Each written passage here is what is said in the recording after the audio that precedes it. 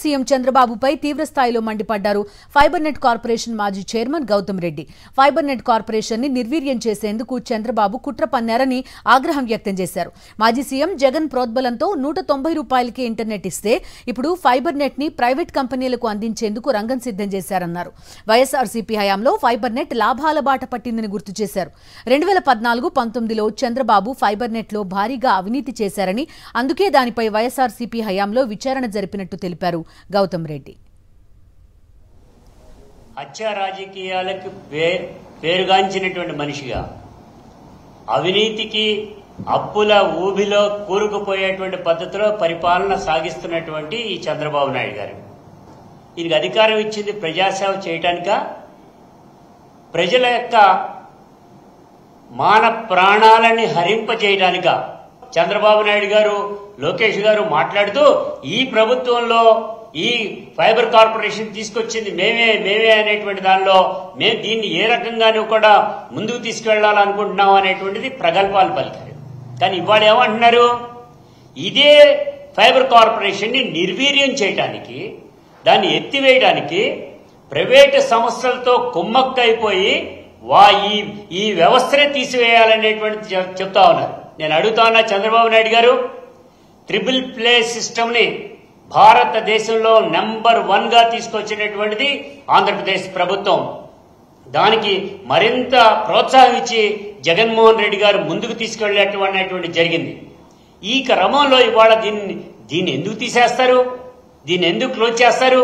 ఎందుకు క్లోజ్ చేయడానికి మీరు తీసుకునే నిర్ణయాలు ఏంటి అనేటువంటి దాంట్లో అర్థమవుతానండి. పని చేయట్లేదు, సిగ్నల్ వర్క్ లేదు, అన్ని కూడా చెప్తున్నారు. నేను చెప్తా, ఛాలెంజ్ చేసి చెప్పగలం. మా హయాంలో జగన్మోహన్ రెడ్డి గారు ఇచ్చినటువంటి ప్రోత్సాహంతో, ఆనాటి ముఖ్యమంత్రి జగన్మోహన్ రెడ్డి గారు ఇచ్చినటువంటి ప్రోత్సాహంతో మేము ముందుకు వెళ్లడం అనేటువంటి జరిగింది. ఆ ముందుకు వెళ్లేటువంటి క్రమంలో చెబితే ఆశ్చర్యం, మేము తీసుకునే నిర్ణయాల్లో 190 రూపాయలకే డైరెక్ట్ గా నెట్ని ఇవ్వటం అనేటువంటి జరిగింది.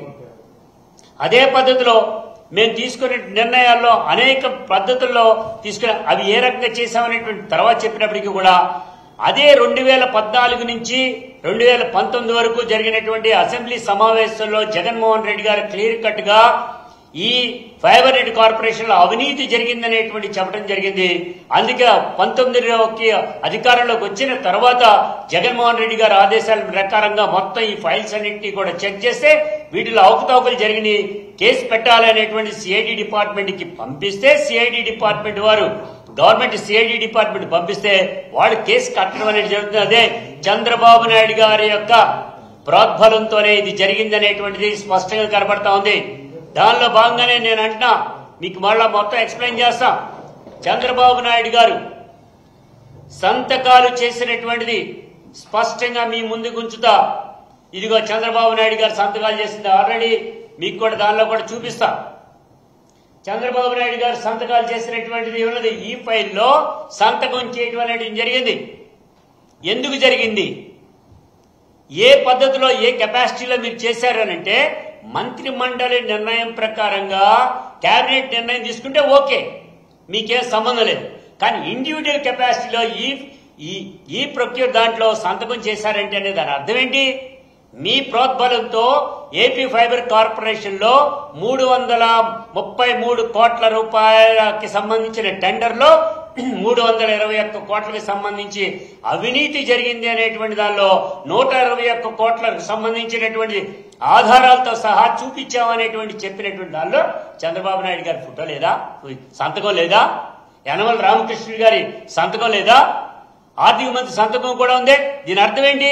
మీ ప్రోద్బలంతో వేమూరి హరిప్రసాద్ అనేటువంటి ఆయన ద్వారా చేసినటువంటిది ఏదైతే టెరాసాఫ్ట్ కంపెనీ అనేటువంటిది ఉంటుందో, ఆ టెరాసాఫ్ట్ కి సంబంధించినటువంటి కంపెనీకి ఆయన మేనేజింగ్ డైరెక్టర్ గాను ఉంటే దానిలో రిజైన్ చేసి వెనువెంటనే ఈ కంపెనీలో డైరెక్ట్ గా రావడం జరిగింది గవర్నమెంట్ దాంట్లో.